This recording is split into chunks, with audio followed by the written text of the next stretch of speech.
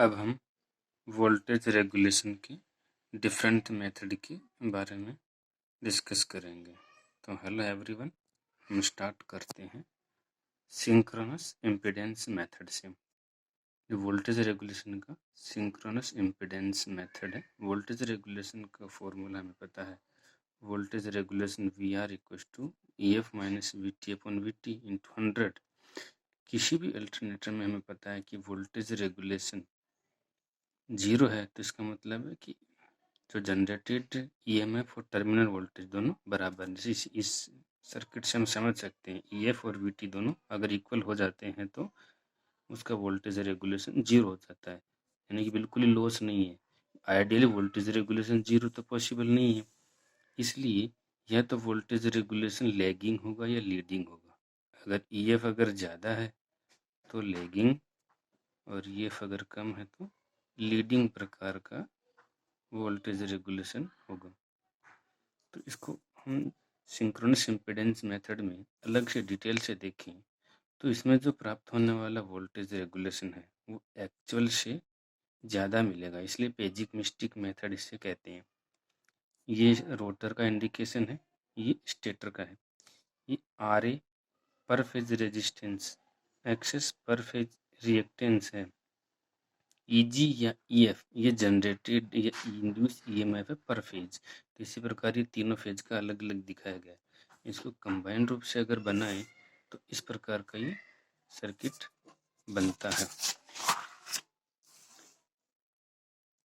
जैसे ये रोटर, ये stator, EF, R A, X s और वीटी। आर ए और एक्सेस को कंबाइन रूप से जेडएस बोल सकते हैं हम। IF field excitation, EF induced EMF या जनरेटेड ईएमएफ है। Terminal voltage VT, I A armature कर, R A armature resistance, XS synchronous reactance, Z S synchronous impedance. Z S हो जाएगा यहाँ पे R A square plus X A square का under root, जो हमें प्राप्त होता है। इसलिए इसे हम इम्पीडेंस मेथड कहते हैं, जो कि सिंक्रोनस होता है और इसलिए सिंक्रोनस इम्पीडेंस मेथड कहते हैं। केवीएल लगाने पे हमें पता है E F equal to I A Z S plus V T, तो इसे ईएमएफ मेथड भी कहते हैं। तो ई एफ इक्वल टू आ जाएगा I R A plus I X s plus V T.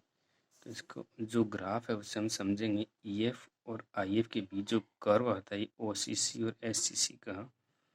तो ये जो ड्रॉप है डॉटेड लाइन से दिखाया गया है, ये डॉटेड लाइन से ही इस प्रकार। तो आई ए जेड एस और आई एक्सेस, इसको आर्मेचर वोल्टेज ड्रॉप कहते हैं। कर्व ओसीसी और एससीसी से क्लियर है कि ईएफ थोड़ा सा इंक्रीज होगा तो फील्ड करंट बहुत ज़्यादा इंक्रीज होगा। तो वोल्टेज रेगुलेशन हमारा आएगा EF minus V T upon V T. KVL अगर लगाएंगे ईएफ बराबर I A Z S plus V T, EF equal to I A R A plus I A XS plus V T. V T को इधर लेके जाएंगे EF minus V T equal to I A Z S, इसकी जगह ये वाली value रख देंगे यहाँ पे, तो वोल्टेज रेगुलेशन आ जाएगा I Z S upon we T. इस प्रकार ये वोल्टेज रेगुलेशन सिंक्रोनस इम्पीडेंस पर डिपेंड करता है। अब इसको वेक्टर डायग्राम से इस प्रकार समझ सकते हैं। यहाँ पर ये फाई एंगल है वी कोस फाई, जो I R A V sine phi, और ये वी साइन फाई यहाँ पर भी आ जाएगा। ये आई एक्सेस, ये है इंड्यूस ईएमएफ। तो इस इक्वेशन से, ये जो इक्वेशन है I A R A plus I A X plus V T, इससे ये निकल कर आता है।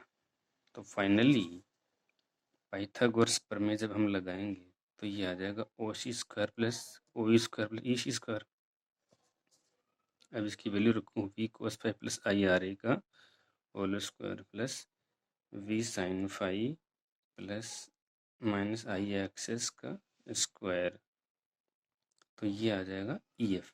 तो वी और ई एफ दोनों हमें मिल गए, तो यहाँ से हम वोल्टेज रेगुलेशन निकाल सकते हैं, जो कि पेजिमिस्टिक होता है। इसलिए ये है पेजिमिस्टिक को हम निराशावादी मेथड भी कहते हैं।